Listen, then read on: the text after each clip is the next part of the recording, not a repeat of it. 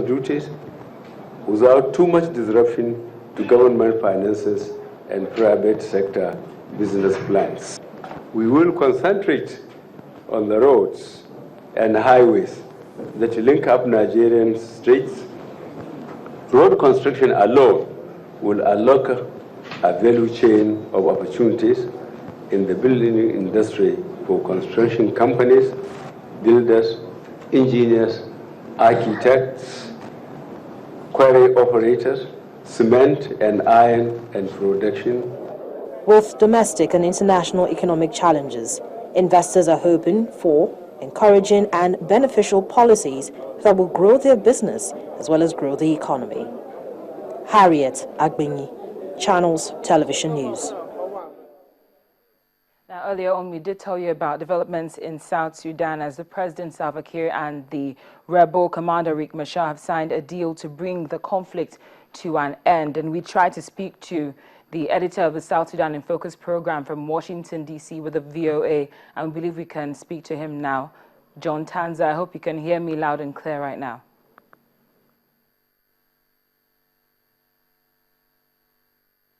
Still having issues concerning that. We'll try to reconnect with him, but now we'll take a break on Network Africa. When we come back, we look at AU's decision to deploy 7,500 troops to counter the Boko Haram insurgency. Details in a moment. Please stay with us. Welcome back. Now, John Tanza joins us live from Washington, D.C. to tell us more about the new ceasefire deal signed by the South Sudan president and Riek Machar. John, thank you for staying on the line. I hope you can hear me now. I can hear you loud and clear. Good. I can hear you loud and clear. I'm glad. Now, I'd like to start by asking you what the catalyst was that probably triggered this new ceasefire deal.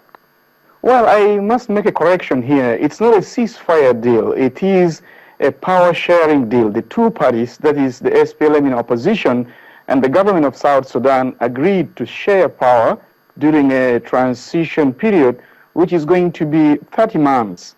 That means within this transitional period, they have agreed that there will be the president, who is Salva Kiir, and then there will be a first vice president, and then a vice president. That means Salva Kiir is going to have two deputies, and then they've also agreed to create 29 ministries during this transitional period. And then after the transitional period, then they'll work out the modalities of how they are going to have a permanent constitution, and then that will be followed by an election, and where the two, leaders, if they continue to, express their interest for being the president of the country, then they will contest in a national election. In a nutshell, that is what was agreed in Addis Ababa. So since you're saying this is not a ceasefire deal, but a power-sharing deal, are there any strategies in place in order to ensure that it is seen through? Well, there is a lot of international pressure from the Troika countries, from the African Union, from the IGAD heads of states. Everybody is focused on South Sudan. And a lot of diplomats in the region are saying this war must come to an end. And so this is an indication that the continent is concerned about a peace in the country. And the strategies of how to, if you like, respect these deals that they have signed. As a matter of fact, this is the 6th agreement that they have signed since the conflict started. And the strategies is really in the hands of the IGAD member countries, because they're the ones who came up with this proposal of power sharing deal. They're the ones who came up with the previous agreements that the two parties signed and reneged in its implementation. Now, you mentioned clearly that this is the 6th time they're having a deal, be it a ceasefire or a power-sharing deal. What makes this one stand out from the previous ones? This is standing out because it has resolved the power struggle that the two principals have been, accusing each other of. You have to go down to the bottom of, the root causes of this crisis. It started within the ruling party, the Sudan People's Liberation Movement. There was a power struggle between President Kiir, who is the chairman of the party, and his deputy, Dr. Riek Machar. Riek accused Kiir of being undemocratic, and that ensued a lot of other meetings that were not fruitful. And then the fighting erupted in Juba on December 15. So the root cause of this crisis is in power struggle. It's not about anything. President Kiir and rebel leader Riek Machar, both of them want to be the president of South Sudan. So there is a clear issue of compatible goals here among the two leaders. Hopefully they will indeed come to a compromise and this deal will last, not like the others. Thank you so much, John Tanza. We appreciate your time. Thank you very much, and it's my pleasure being on Channels TV. Thank you so much. We appreciate your time. Now, in other news, the United Nations has welcomed and supports the African Union's decision to establish a multinational joint task force to address Boko Haram, and the UN Secretary General Ban Ki-moon said on Saturday in the Ethiopian capital, Addis Ababa, that he has endorsed this decision. The Peace and Security Council of the AU on Thursday decided to set up a regional task force of 7,500 to fight the insurgents. Right now, Nigeria and its 4 neighboring countries, that's Benin Republic, Cameroon, Chad, and Niger, have opted to send troops to participate in the multinational force. Mr. Moon said he strongly supports and welcomes the decision while speaking to reporters at a briefing. I welcome the decision of African Union and particularly regional countries to establish multinational joint task force to address Boko Haram. Like Al-Qaeda, Boko Haram, and ISIL, all these terrorists, they have committed unspeakable brutality against humanity. Not a single country, even the regional countries, cannot handle this alone. Therefore, I'm asking that those terrorists should be addressed by regional and international coordination and cooperation. UN Secretary General Ban Ki-moon now joining us to discuss more about the happenings with the African Union is the former Chief of Staff of the AU Commission, Ambassador John Shinkaye. Thank you so much, Ambassador, for joining us on Network Africa. Thank you very much. Now, we'd like to start by asking you about the developments which took place on Friday and Thursday. Right now, President Robert Mugabe has been involved in a lot of controversy in the past, and to the point that he lost face with some of the African counterparts. Now, did his appointment as the new AU chairman come as a surprise to you? No, not particularly, given the way the AU chairperson is elected. Firstly, it rotates between the 5 geographical regions of the continent and between the countries in each region. Secondly, it is the regions whose turn it is to present a candidate that selects the person they would present for the election. And once there is agreement within that region, there is usually no controversy when election is done. It's more or less a formality. Even if some of the others are not happy with the choice, they usually do not oppose it. So I don't think that it's strange or surprising that President Mugabe has been elected the chairperson of the assembly for 1 year, because I don't think he's been in that position for a long while, if he had at all. So given the fact that the West is also a critic of President Mugabe, how do you think they will view the AU now? Yes, you're right. The West has been a huge critic of President Mugabe for several years now.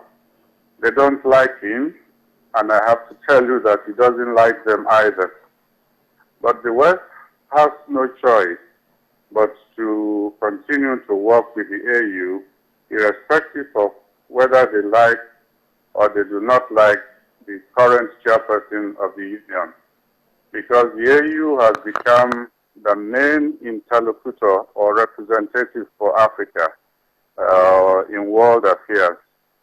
And African countries have always tried to exercise their independence in selecting who leads them.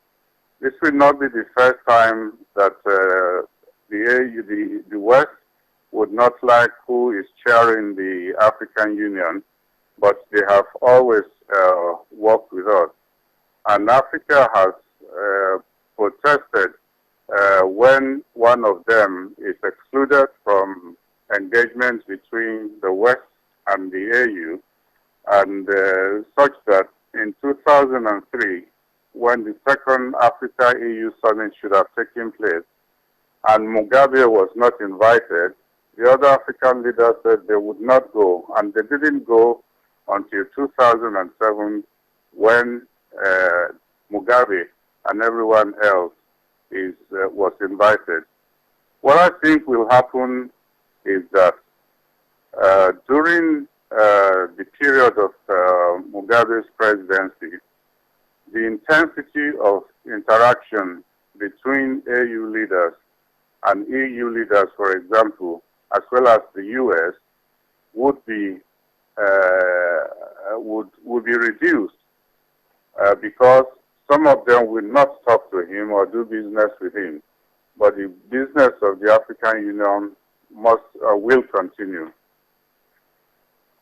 Before I let you go, I'd like to know your thoughts on the agreement by the Union to deploy 7,500 troops to counter the Boko Haram insurgency, especially since it's been endorsed by the Secretary General of the United Nations.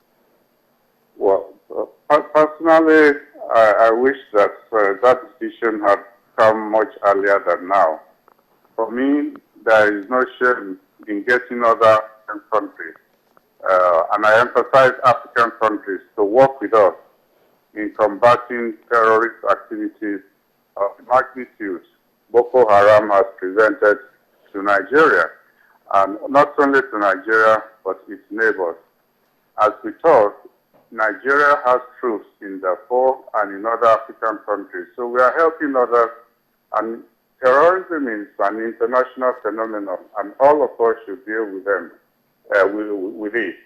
What I hope will happen is that the selection of troops will be satisfactory to Nigeria, and they come from countries that are friendly to Nigeria, and which will not have ulterior motives for being in Nigeria for that exercise, or gloat over the fact that they are assisting Nigeria to deal with the security issues.